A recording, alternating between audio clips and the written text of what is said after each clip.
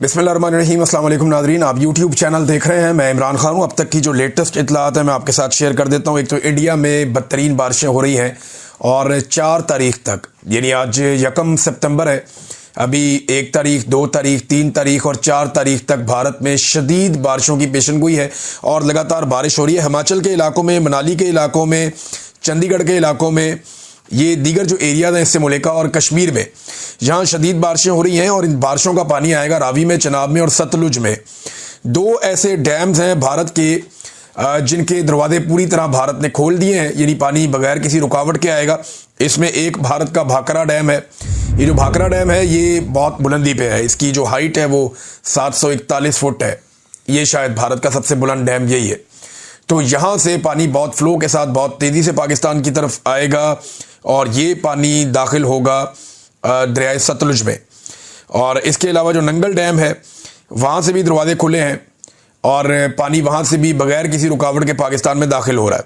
तो अगले 3 से 4 दिन भारत में शदीद बारिशें हैं और कुछ ऐसे डैम्स हैं जिनके दरवाजे डैमेज हुए हैं या टूट गए हैं।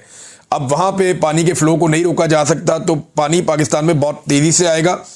फिर पाकिस्तान की हुकूमत या ब्यूरोक्रेसी बाद में ये कहते हैं, बहाने बनाते हैं कि हमें पता नहीं था, तो हम वक्त से पहले आगाह कर रहे हैं। और ये सोशल मीडिया की कामयाबी है, डिजिटल मीडिया की मेहरबानी है कि उन्होंने भारत से आने वाली एक एक रिपोर्ट पाकिस्तान में पहले आगाह किया। क्योंकि देखें, सोशल मीडिया का दौर है, भारत के अंदर भी लोग सोशल मीडिया इस्तेमाल करते हैं। वो वहाँ से वीडियोस बनाते हैं, बताते हैं यहाँ पे तो ज्ञानी आ गई, हम इस इलाके में मौजूद हैं, इस जगह पे मौजूद हैं, और वहाँ से हमारे लोग देखते हैं और वो फिर सोशल मीडिया पे आगाह करते हैं कि ये पानी का रैला आ रहा है। अब गूगल के ऊपर मैप अवेलेबल है कि ये रैला किस तरफ आना है, सबको आइडिया हो जाता है।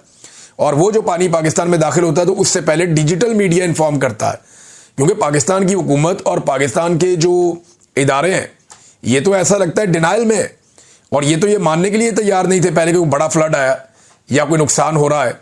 अब इन्होंने नए नए बयानियां बनाना शुरू कर दिए हैं, लेकिन सिचुएशन मैं आपको बता रहा हूं वो ये है कि हिमाचल से और मनाली से शदीद बारिशों के बाद अगले 4 दिनों में एक बड़ा रैला पाकिस्तान में, यानी ये पूरा वीक है, ये बड़ा खतरे वाला है और इसमें पानी पाकिस्तान में दाखिल होता रहेगा। तो जो खतरा रहेगा पाकिस्तान में वो आपके कसूर से लेके बहावलपुर तक के इलाके, ये तमाम शहर खतरे में रहेंगे। जंग की सूरत हाल मैं पहले भी रिपोर्ट कर चुका हूं कि वहां पे सबसे ज्यादा देहात डूब गए हैं और गलत जगहों से बंद तोड़े गए हैं कुछ लोगों की ज़मीनें बचाने के लिए। ज़मीनें तो वो भी बचनी नहीं है, कुछ जो है वो शुगर मिलें बचाने के लिए। लोग इल्ज़ाम लगा रहे हैं कि शरीफ खानदान की शुगर मिल को बचाने के लिए बहुत सारे इलाकों को डबो दिया गया है, किसानों की फसलें तबाह कर दी गई हैं। तो कपास का, चावल का, गन्ने का ये बहुत नुकसान हुआ, सब्जियों का भी बहुत नुकसान हुआ। ये फसलें मुकम्मल तौर पे तबाह हुई हैं और पाकिस्तान को अरबों डॉलर्स का नुकसान हो गया है इस सैलाब के नतीजे में और नाकिस हिकमत अमली के नतीजे में। नाज़रीन, हुकूमत ने 2 बयानियां दी हैं अब तक, यानी आप गौर से सुने ना तो हुकूमत के कुछ लोग बैठते हैं और बैठ के ये कहते हैं कि भारत ने अभी जारहियत कर दी, अचानक भारत ने पानी छोड़ दिया और हमें पता ही नहीं चला, हमें अंदाजा ही नहीं हुआ कि ये क्या होगा और भारत की वजह से हम फंस गए। एक तो वो ये कहते हैं। दूसरे हुकूमत के लोग ये कहते हैं नहीं नहीं, भारत ने पानी नहीं छोड़ा, भारत, हमें तो 6 महीने से पता था, हम तो 6 महीने से तैयारी कर रहे थे, हमें तो आइडिया था कि मानसून में क्या होना है, हमने तो सारे इदारे अलर्ट पे लगाए हुए थे। एक तरफ कहते हैं कि हम धोखे में मारे गए, एक तरफ कहते हैं नहीं हम पहले से चुकन्ने थे, हमने पूरी तैयारी की हुई थी। कोई एक बयानिया इनका है नहीं। अब एक नया बयानिया लॉन्च किया गया है गवर्नमेंट की जानिब से, वो बयानिया आप सुन लें। और ये अडयाला जेल भी जाते हैं सहाफ़ी जिन्होंने ये बयानिया लॉन्च किया। दावा किया जा रहा है कि भारत का डैम भरने का डाटा वाज़े तौर पर बता रहा है कि भारत ने इंडस वाटर ट्रीटी की जो SOPs है उसकी वाज़े खिलाफ वर्जी की है और डैमों में गुंजाइश से ज़्यादा पानी ज़ख़ीरा करके पाकिस्तान की तरफ छोड़ा है और डैम भरने का डाटा पाकिस्तान से शेयर नहीं किया। माहिरीन के मुताबिक ये अमल एक्ट ऑफ वार है। अब देखें, इसी एक छोटी सी 3 लाइनों का ट्वीट जो इनको लिख के दिया गया या इनको ये मिस इन्फॉर्मेशन दी गई, उसी में चंद सवाल पैदा हो जाते हैं ना। हम इस पर रिसर्च करते, मेरी टीम तो उन्होंने 5 सवाल तो वहीं पे निकाल दिए थे। पहला सवाल तो ये है कि वो कह रहे हैं कुछ मीडिया रिपोर्ट्स के मुताबिक, कौन सी मीडिया रिपोर्ट्स हैं जनाब, पहले तो वो शेयर कर लें आप। फिर कह रहे हैं जी डैम भरने का डाटा वादे तौर पर बता रहा है, तो कहाँ है वो डाटा जो वादे तौर पर बता रहा है? वो तो कहीं शेयर नहीं किया गया। और ये भी कहा गया कि डैमों में गुंजाइश से ज्यादा पानी जखीरा करके, अब क्या किसी डैम की गुंजाइश से ज्यादा पानी उसमें आ सकता है? क्या डैमों की 4 दीवारी के ऊपर कच्ची ईंटें लगा के, मट्टी लगा के या तंबू कनाते लगा के पानी ज्यादा इकट्ठा कर लिया गया? भाई जो गुंजाइश डैम की होती है, डैम में उतना ही पानी आता है, उससे ज्यादा पानी तो नहीं आता। اور یہ ڈیم جو ہے یہ بھارت کے اندر پاکستانی بارڈر سے بہت دور ہے, بہت فاصلوں پہ ہے, اور فلیش فلڈنگ کے دوران گنجائش سے زیادہ ذخیرہ کرنے کی کوشش میں ڈیم ٹوٹ جائے تو اس کے نتائج آپ کو پتہ ہے کیا ہوتے ہیں. یہ بلا وجہ اٹھا کے خبریں اس طرح کی لگا دی جاتی ہے. اس وقت بھارت اپنے ہی شہر ڈبونے کا کیا خود سے ناٹک کر رہا ہے. بھارت کے اندر سیلاب آیا ہوا ہے, وہاں پہ جو ہے وہ پنجاب میں, ہماچل میں, ہریانہ میں یہاں سیلاب آیا ہوا ہے, اور اس سیلاب سے بھارت میں نقصان ہو رہا ہے. وہاں کے لوگ ریسکیو کر رہے ہیں, وہاں کی گورنمنٹ بھی کام کر رہی ہے, وہ بھی پریشان ہے. تو کیا وہ اپنے ملک کو ڈبو گے, پھر پاکستان کے ملک کو ڈبوئیں گے؟ وہاں ایک بہت بڑی آبادی ہے, کروڑوں کی آبادی ہے, شاید اتنے ہی لوگ جتنے پاکستان میں رہتے ہیں, لگ بھگ اتنے ہی ہیں یا شاید اس سے زیادہ ہیں. تو بھارت کیا اتنا بڑا رسک لے سکتا ہے؟ اتنا بڑا ملک نہیں, ایسا نہیں ہے. یہ بھارت کے اندر بھی سیلاب آیا, یہ بارشیں حد سے زیادہ ہوئی ہیں, ہماری تیاری کوئی نہیں تھی. ہمیں لگتا تھا کہ راوی سے کدے پانی آنا ہی نہیں, ہمیں لگتا تھا ستلج میں کبھی پانی آ رہا ہے. تیاری نہیں کرتے نا کبھی, ہم نے کبھی توجہ نہیں دی ان باتوں کی طرف. عمران خان نے کہا تھا میں نے یہاں پہ بڑے بڑے ذخیرے بنانے ہیں پانی کے, تاکہ کبھی فلڈز آئیں تو انہیں کنٹرول کیا جا سکے. تو تب سارے ہنستے تھے کہ یہاں کب فلڈ آئے گا. وہ روڈا کے ذریعے عمران خان تب کیا کرنا چاہ رہے تھے؟ یہ انلیگل سوسائٹیوں کو ختم کرنا چاہ رہے تھے. جو راوی بیڈ کے اونچے علاقے ہیں وہاں پہ وہ کہتے ہیں آبادی بناؤ, جو نیچے ہیں وہاں پہ آبادی مت بناؤ. وہ نئے جنگل لگانا چاہ رہے تھے, کنکریٹ کے بنے ہوئے پکے بند بنانا چاہ رہے تھے, تاکہ پورا لاہور شہر اور اس کی سراؤنڈنگ محفوظ رہے. یہ تھا ان کا منصوبہ. ان کے جانے کے بعد اندھا دھند انہوں نے بانٹ دیے ریزیڈینشل سوسائٹیوں کو این او سیز, اور اس کے نتیجے میں دیکھیں کیا ہوا. آپ کے سامنے ہے نا جو کچھ ہوا, تو وہ انہوں نے کیا نا. تو اب جناب یہ بیانیاں بنا رہے ہیں کہ ڈیم بھرنے کا ڈیٹا پاکستان نے شیئر نہیں کیا. پہلی لائن میں کہہ رہے ہیں کہ ڈیٹا یہ بتاتا ہے, اگلی لائن میں کہہ رہے ہیں کہ ڈیٹا ہی شیئر نہیں کیا. تو پھر اگر شیئر نہیں کیا تو وہ کون سا ڈیٹا بتاتا ہے؟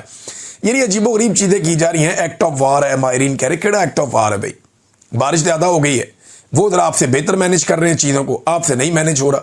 انہوں نے بے شمار ڈیم بنا کے پہلے ہی پانی جمع کیا ہوا تھا, اب وہ پانی نکال رہے ہیں اور آپ کو تکلیف ہو رہی ہے. میں یہ نہیں کہہ رہا کہ بھارت پاکستان کے ساتھ کوآپریٹ کر رہا ہے, میں یہ کہہ رہا ہوں کہ پاکستان کے ساتھ کوآپریٹ نہیں کر رہا. بھارت سے آپ کیا امید کریں گے؟ اچھے کی امید آپ ان سے کیسے کر سکتے ہیں؟ ابھی آپ نے ان کے طیارے گرائے, تو وہ آپ کو پرساد تو کھلائیں گے نہیں. تو آپ کو تو اپنے آپ سے امید رکھنی تھی, تیاری کرنی تھی. ٹکے کی ان کی تیاری نہیں تھی.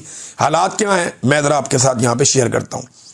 اس وقت حکومت کی توجہ اس بات کے اوپر ہے کہ دن رات جو ہے وہ ڈبے بنائے جا رہے ہیں, باقاعدہ ڈیزائن کر کے تمام جو افسران ہیں ان کو بھجوایا گیا ہے کہ آپ نے کھانا اور راشن مریم نواز کی اس فوٹو کے ساتھ یہ لکھ کے اس طرح آپ نے بانٹنا ہے.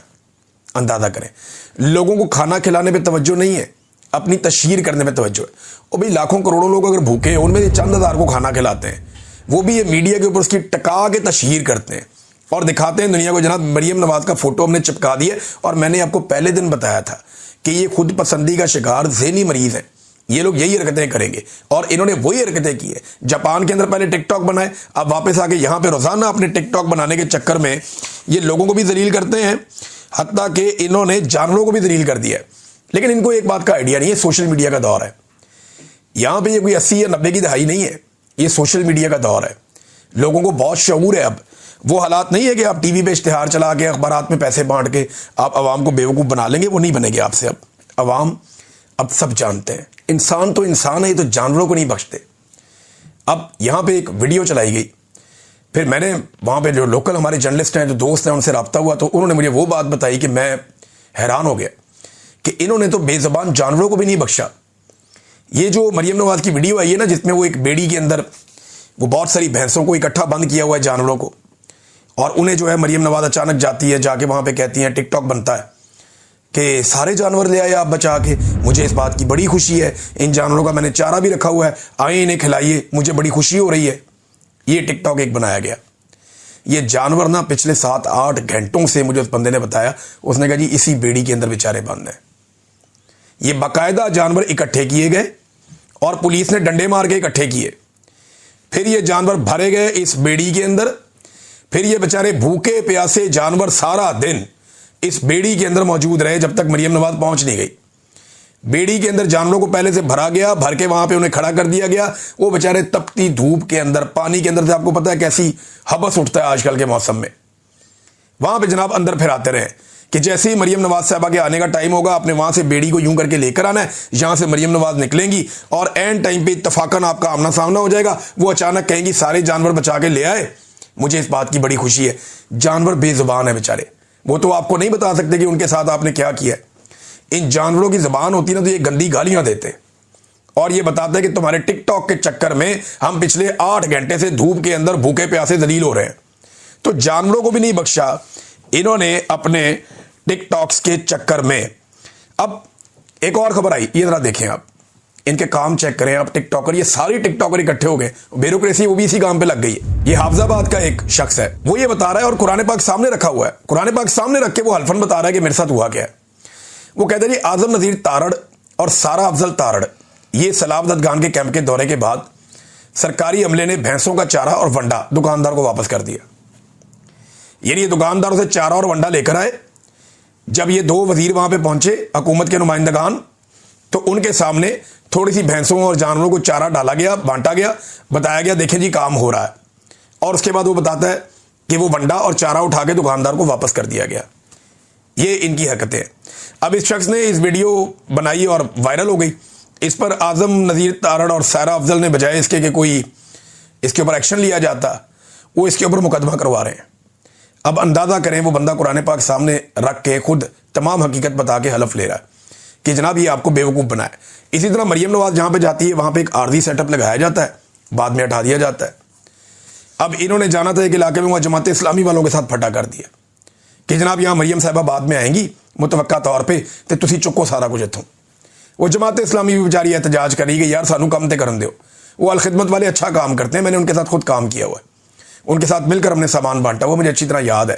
ہم سندھ میں ایک جگہ پہ کام کر رہے تھے تو ہم نے اکٹھے کام کیا ہوا ہے وہاں پہ, اور بڑے پیمانے پہ کام کیا ہوا ہے ایک ساتھ ہم نے جماعت اسلامی کے ساتھ. یہ ان کی تنظیم ہے الخدمت, بڑا اچھا کام کیا انہوں نے.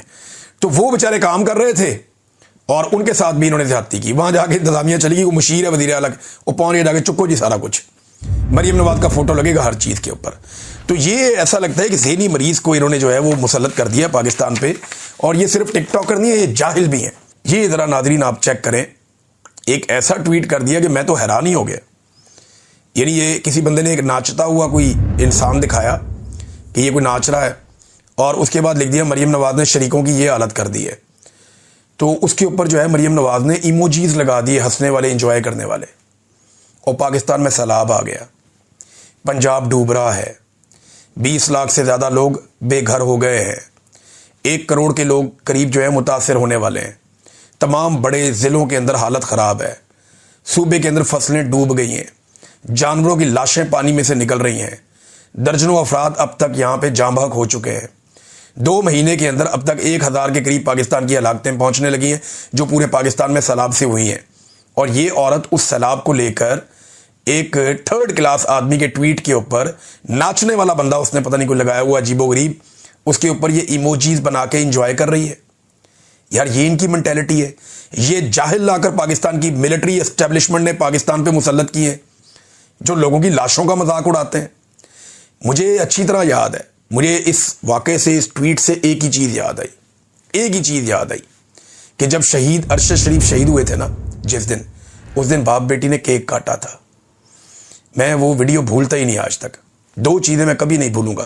یہ باپ بیٹی وہاں پہ کیک کاٹ رہے تھے جب پاکستان کا بیٹا شہید ہوا تھا جس سے پورا پاکستان پیار کرتا تھا, اور جو ٹویٹ کیا اس کی لاش کو دکھا کے اس کی میت کا جو مذاق اڑایا, میں اس کو کبھی نہیں بھولوں گا, انہیں بھولنے بھی نہیں دوں گا. یہ بڑے شفاق لوگ ہیں. یہ عوام سیلاب میں ڈوب رہے ہیں اور یہ اپنی انجوائمنٹ کر رہے ہیں. واپس آ کے تالیاں بجاتے ہوں گے, انجوائے کرتے ہوں گے, یہ کیسا ٹک ٹاک بنا ہے میڈم, یہ چیک کریں, وہ چیک کریں. جو ڈرامے انہوں نے کر چھوڑے, سارا ریسکیو ان کے چکر میں پڑا ہوتا ہے, ساری بیوروکریسی ان کے چکر میں پڑی ہوتی ہے کہ جناب ہم نے وہ جعلی CM کو لے کر آنا ہے, لہذا اس کے ٹک ٹاک کا بندوبست کرو, باقی سارا کام چھوڑ دو. اب ادارے بھی یہ بات جانتے ہیں کہ ان کے ٹک ٹاک ہی ہیں اور کچھ بھی نہیں ہے. انہیں بھی آئیڈیا ہے کہ ٹک ٹاک ان کا بنوانا ہے اچھا سا, جب یہ آئیں ان کا اچھا سا ٹک ٹاک بنواؤ, یہ واپس جو ہے سامان چک کے واپس کرو, تالا لگاؤ. اور یہی کام ہر طرف ہو رہا ہے اور ہم ہوتا ہوا دیکھ بھی رہے ہیں. اب ناظرین جہاں پہ کچھ اور خبریں ہیں میرے پاس اسی سے ریلیٹڈ, کہ ایک بہت بڑی کمپین میڈیا کی اب لانچ کی جا رہی ہے میری اطلاع کے مطابق. یہ حکومت اس وقت اربوں روپیہ خرچ کرنے جا رہی ہے پاکستان کے الیکٹرانک اور پرنٹ میڈیا کے اوپر. ایون یہ سوشل میڈیا پہ بھی اب پیسہ خرچ کریں گے.